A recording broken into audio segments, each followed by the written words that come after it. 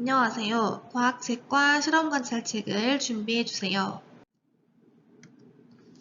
여러분들은 에너지라는 말을 많이 들어봤고 또 많이 사용하고 있죠?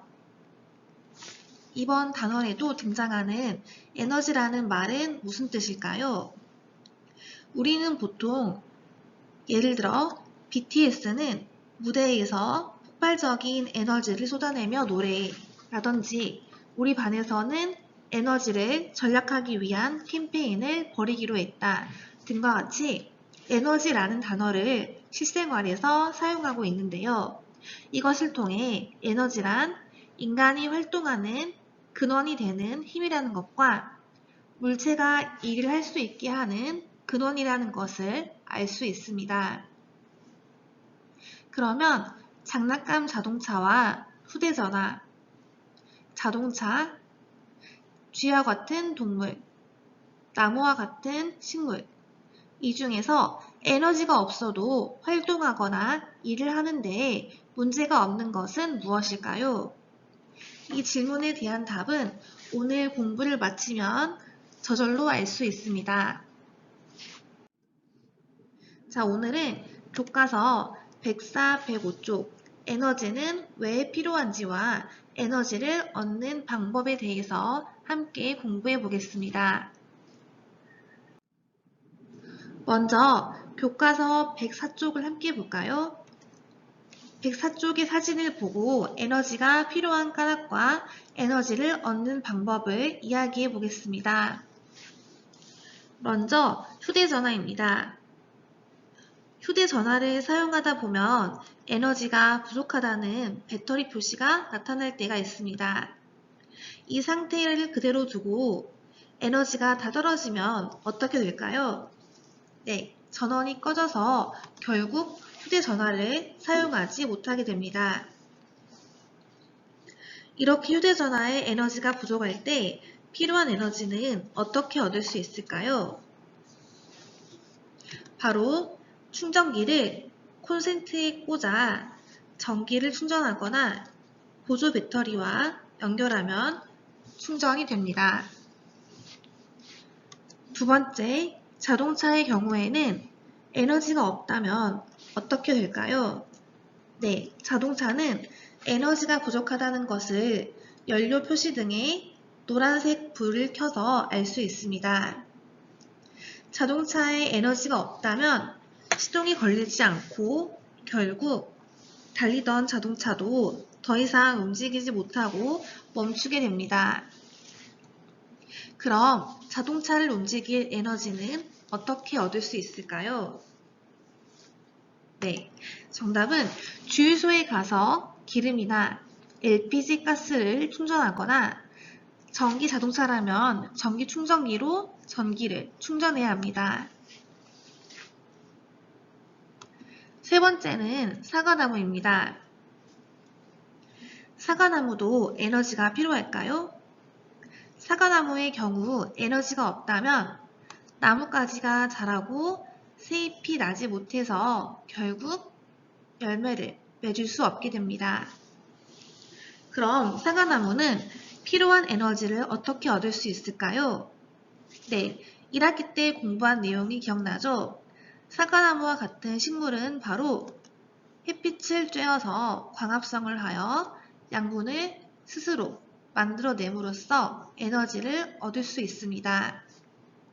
또 비료로 필요한 영양분을 보충하기도 합니다. 마지막으로 사람은 에너지가 없다면 어떻게 될까요? 에너지가 없으면 힘이 빠지고 키가 크거나 성장할 수 없습니다. 에너지가 없는 상태가 지속된다면 결국 살아갈 수 없게 됩니다. 이러한 에너지를 얻기 위해서 사람들은 음식을 먹고 먹은 음식물을 소화시키면서 필요한 에너지를 얻고 있습니다.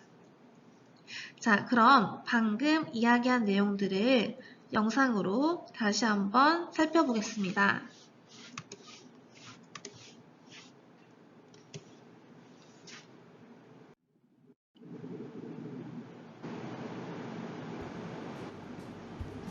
우리 주변의 여러 상황을 살펴보고 각 상황에서 에너지가 필요한 까닭과 에너지를 얻는 방법을 알아봅시다.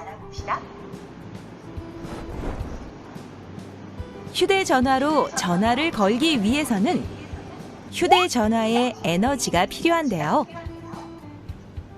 에너지가 없는 상태로 휴대전화를 계속 사용하게 되면 휴대전화의 전원이 꺼져 더 이상 휴대전화를 사용할 수 없게 됩니다. 그래서 우리는 휴대전화를 콘센트에 꽂아 충전을 하거나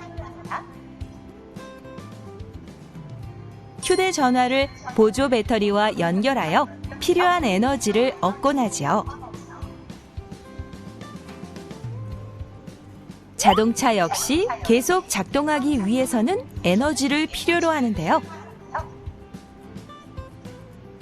그래서 자동차의 연료 표시 등에 불이 켜지면 주유소에 가서 기름이나 가스 등의 연료를 넣어 자동차에 에너지를 보충합니다. 빨간 사과가 열리는 사과나무도 나무가 자라고 열매를 맺기 위해서는 에너지가 필요합니다.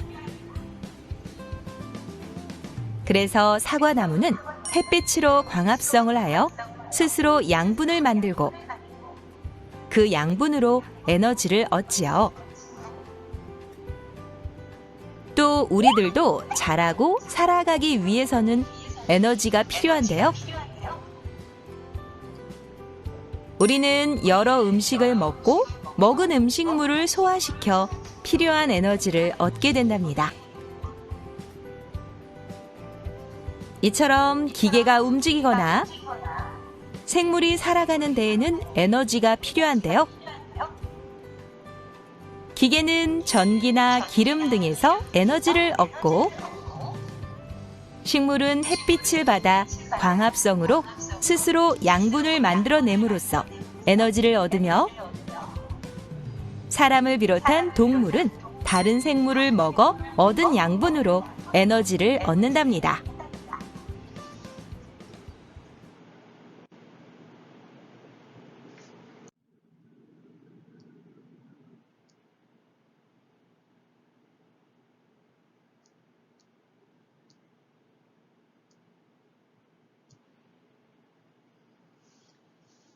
자, 그럼 실험 관찰 52쪽 1번의 문제를 같이 풀어보겠습니다.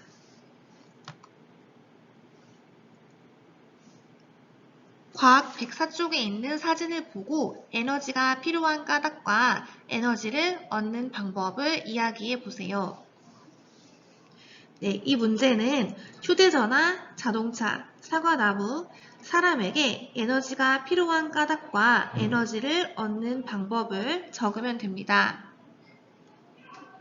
먼저 휴대전화의 경우 에너지가 필요한 까닭은 전화를 걸거나 여러가지 어플 등을 사용할 때 에너지가 필요합니다.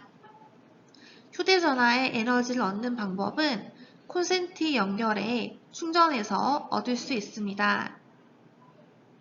자동차는 자동차가 움직이고 작동하는 데 필요합니다. 에너지를 얻는 방법은 자동차에 기름 또는 LPG 가스 등의 연료를 넣어서 얻을 수 있습니다.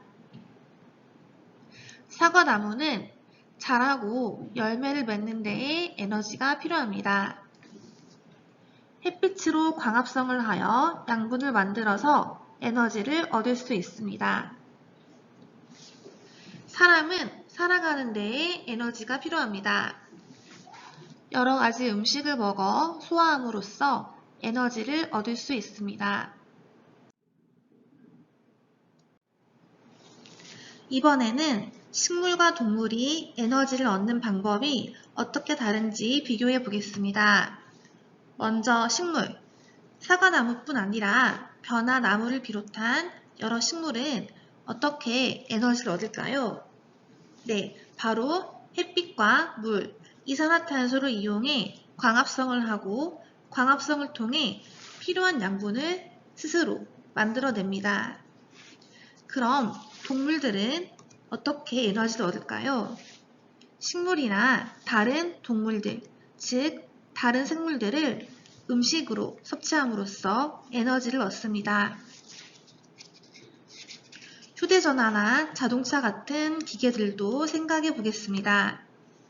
기계들은 전기나 기름 등의 연료를 통해 필요한 에너지를 얻습니다.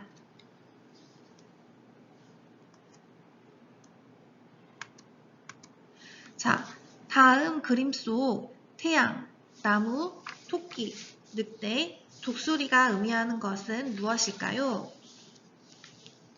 태양은 모든 생명의 근원이라고 하죠. 태양을 통해 식물은 광합성을 하게 되고 필요한 양분을 스스로 만들어낸다고 했습니다.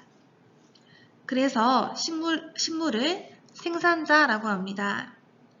생산자인 식물을 먹음으로써 에너지를 얻는 토끼와 같은 초식 동물은 1차 소비자라고 하고 1차 소비자인 동물을 먹는 늑대나 독수리 같은 육식 동물을 2차 소비자라고 합니다. 즉 식물은 햇빛을 받아 광합성으로 스스로 양분을 만들어냄으로써 에너지를 얻고 동물은 다른 생물을 먹어 얻은 양분으로 에너지를 얻습니다. 이어서 전기나 기름에서 더는 에너지를 얻을 수 없게 된다면 어떤 어려움이 있을지 우리의 생활과 관련지어서 생각해 보겠습니다. 전기나 기름에서 에너지를 얻는 것들에는 어떤 것이 있나요? 네, 지금 보고 있는 스마트폰이나 컴퓨터를 비롯해서 집에 있는 모든 가전제품, 자동차, 각종 기기 등이 해당됩니다. 따라서 전기나 기름에서 더는 에너지를 얻을 수 없게 된다면 첫 번째, 밤에 전등도 켤 수 없게 되어 깜깜하게 생활하게 됩니다. 또한 휴대전화를 충전할 수 없어 전화를 할 수 없고 당연히 여러가지 어플들도 사용할 수 없습니다. 또 이렇게 추운데 겨울에는 난방을, 여름에는 냉방을 할 수 없을 것입니다. 또한 자동차를 탈 수 없어 걸어 다녀야만 합니다. 더 큰 일은 공장에서 기계로 물건을 만들어낼 수도 없습니다. 전기와 기름 등의 에너지는 유한하기 때문에 아껴서 써야 합니다.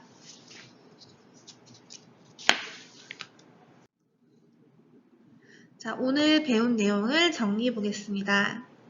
에너지는 기계가 작동하는 데에 꼭 필요하고 사람을 비롯한 여러 동식물이 살아가는 데 꼭 필요한 것입니다. 이렇게 우리 삶에 꼭 필요한 에너지를 얻는 방법은 식물의 경우에는 햇빛을 받아 광합성을 함으로써 스스로 양분을 만들어낼 수 있습니다. 그리고 동물은 다른 생물을 먹어 얻은 양분으로 에너지를 얻을 수 있습니다. 기계는 전기나 기름 등에서 에너지를 얻을 수 있습니다. 네, 이상으로 오늘 수업을 마치겠습니다. 모두 수고하셨습니다.